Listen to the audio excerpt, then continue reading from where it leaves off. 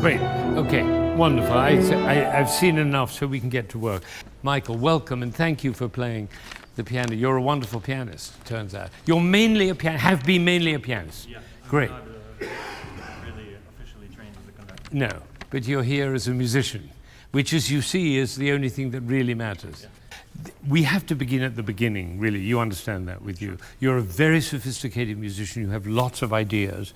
You're obviously a wonderful pianist, but it's not translating yet into conducting. If you had a whole lot of string players, it would be very confusing for them. So let's try and get rid of the confusion from the beginning. Very good. You've got two clarinets at the beginning. Can we just not worry about the strings for a moment? Just conduct the two clarinets.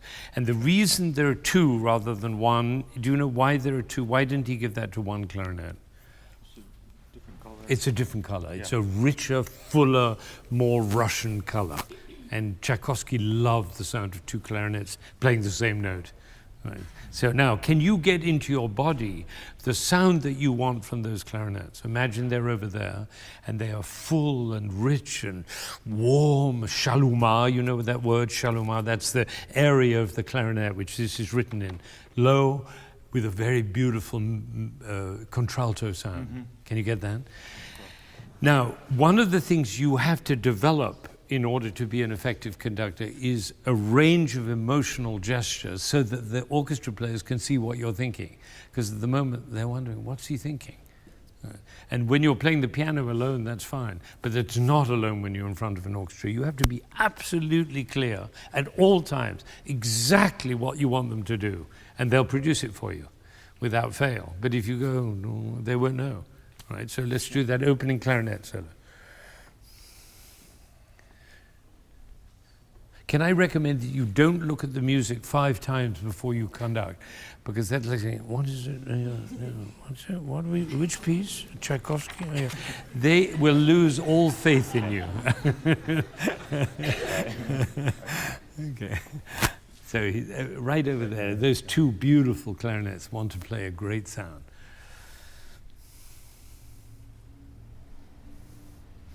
You see, that won't produce the sound that we were just talking about. It's too timid.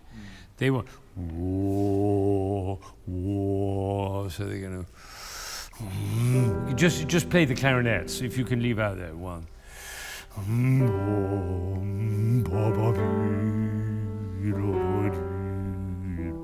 And that's a statement. That's like an old man telling a story, and there are a lot of young people around. And then he says the next thing. And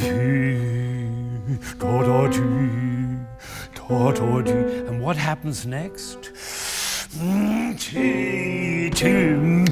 Oh my God, I'm so sorry to hear it. Oh. And again.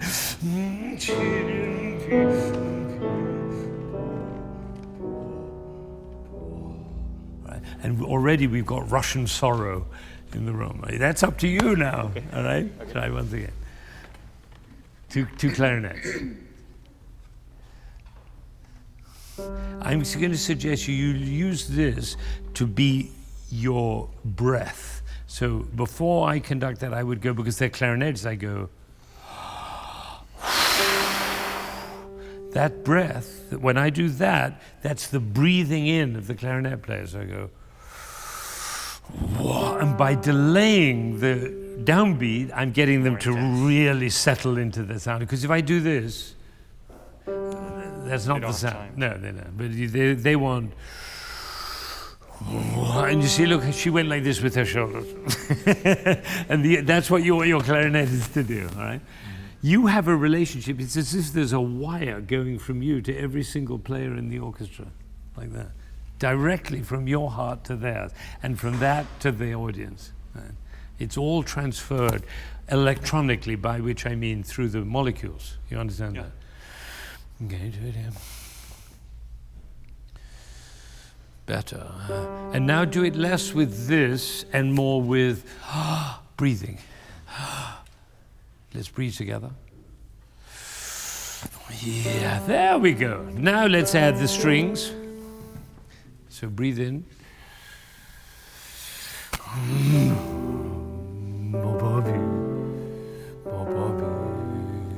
Now, I have an idea with this which you may not share, but I love this. Instead of going dum, ba ba bum, ba ba bum, because it's a solo, it can be free.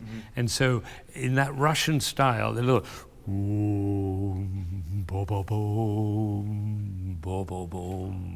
where the 2 little 16ths are a little free. Can you do that? Yeah, I would suggest rather than this, just stand still, imagine the clarinet and go.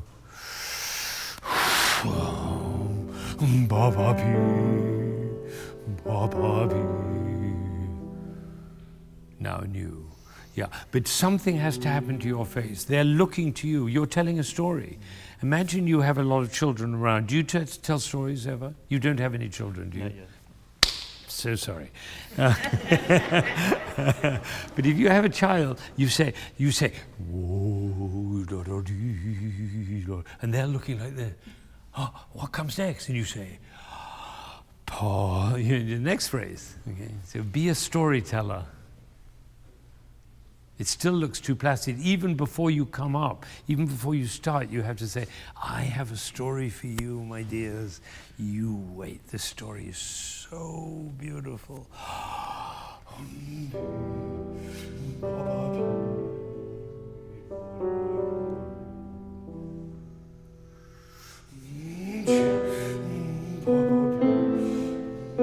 Now look, feel the sorrow.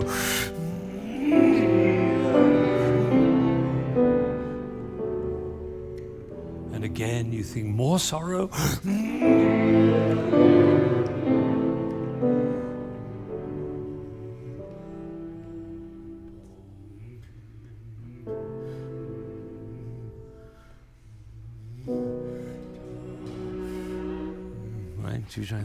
Storytelling. It's all storytelling. Do you like the story? The story? You're excited about it? Tell it. Let's get these two kids up here. Come, you two, we need you. Could you come here? Just sit here. We need you both. Right, here, perfect. Just sit on the floor. Right, great, thank you. Now, there. So instead of having a bunch of cynical orchestra players, you've got two children.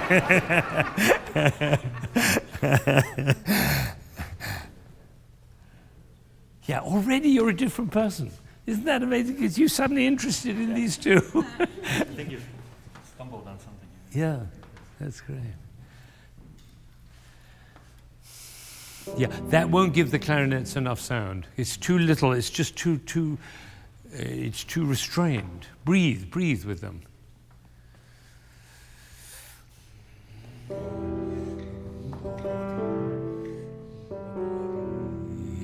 Now tell them the next thing.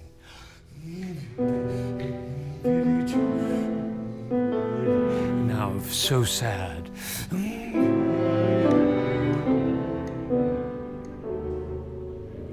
Again.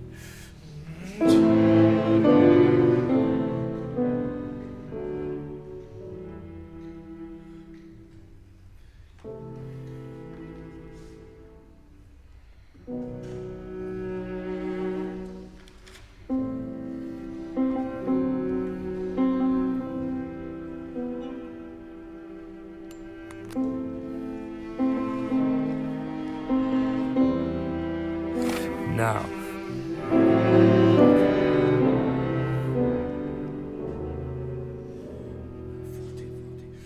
Yes.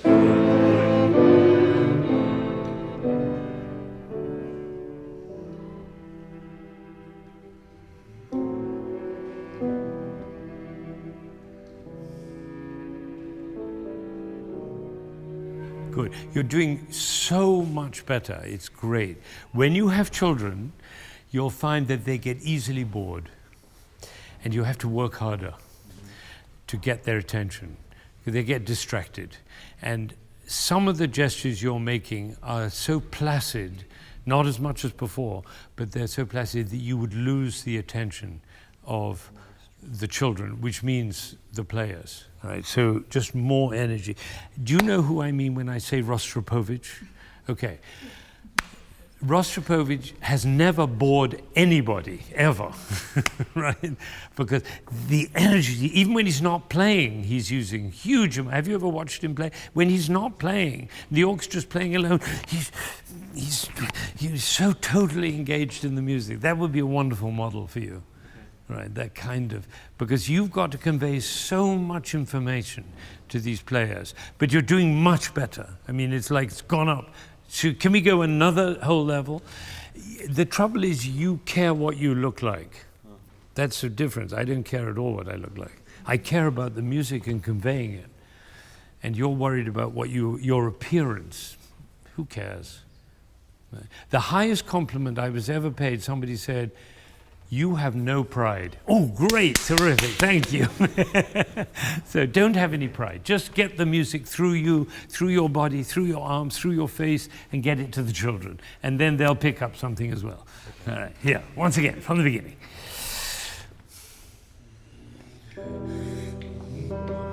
Yeah, you know what Rostropovich would look like if he were playing the Hugo.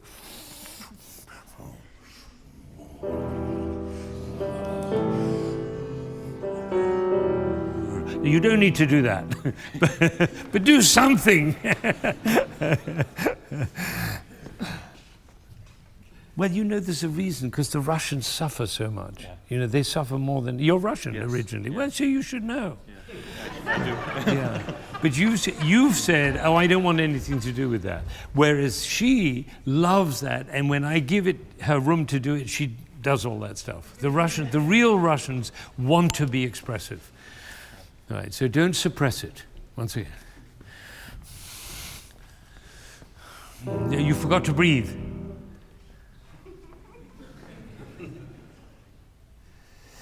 Yes, there we go. And you've got a whole audience here. Michael, you've got a whole audience saying, They all thought. They all got it. All right? It was great. Here we go. Big breath. Yes, good.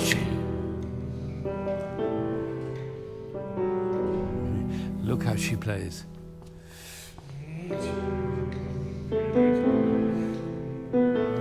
Now pull them in. Good. With weight.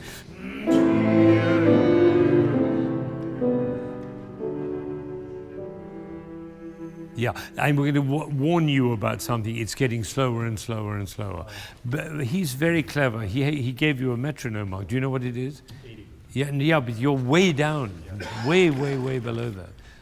But it's much better. It's coming. You've got a few more minutes. Get it. We're going to get you out of this cage that you're in. I'm loving it.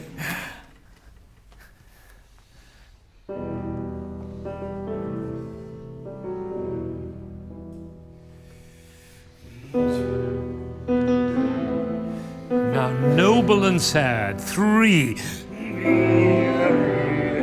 Tempo.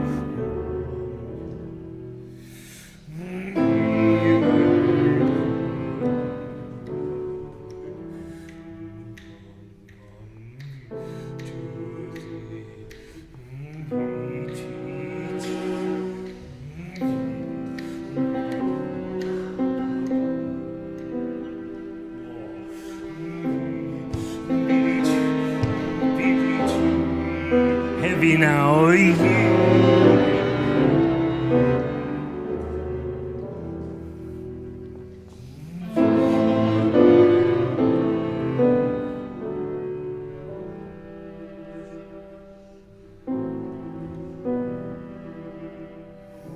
Yeah, this is like saying, ladies and gentlemen, please be together with me. Right, we don't want those gestures. Never say to the orchestra, you're not going to be together, so I have to look after you. Don't ever say that. Always say the music. Always say what it's about. They'll play together. They want to play together. That was very good. It's much better. Do the last phrase once again.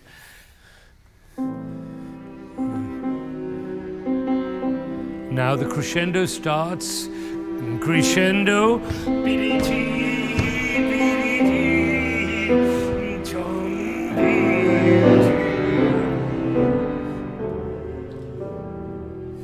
Forte. Be sad, sad. 2, 3, 4. Whoa.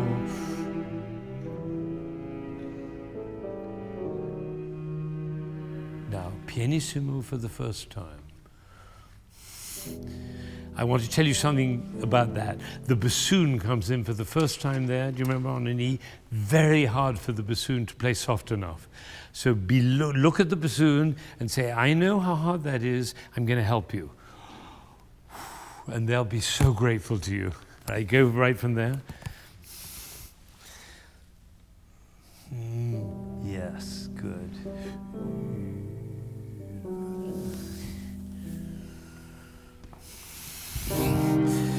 Now, something enormous happens there. Pianissimo and then mezzo forte, and then it's going to be forte, so it's going to be built. Now, of course, you can't make a crescendo on a piano. Incidentally, as a pianist, I recommend that when you have a crescendo on a note because you're playing orchestra or you're playing Brahms, because sometimes Brahms puts a crescendo on a single note on the piano. What's he thinking? So what you do is you make it louder and then you go like this with your head. All right. Okay, do from there. Pianissimo.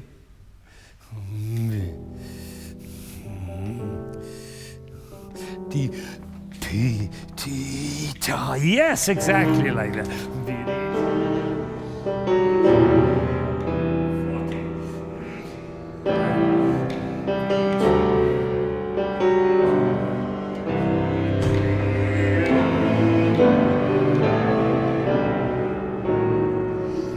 Yeah, that's actually a surprise. That's not an attack because you don't expect it. Do that. 2, 3. You expect this. And instead you have.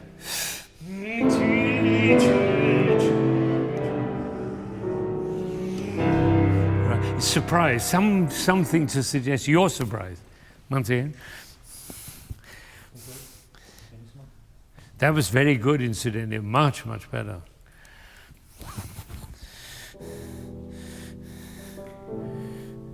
Now crescendo. Yes, good, bravo.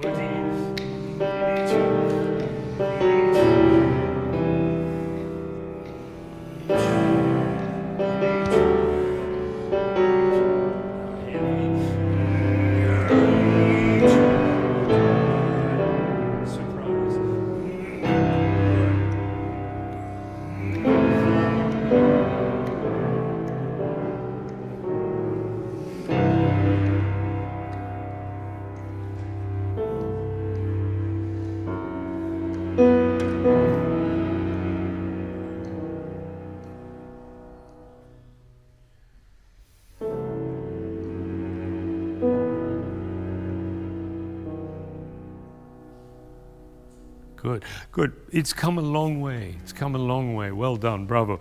I mean, this is really your first time doing this, isn't it? More or less, more or less. So this is the first lesson, imagine.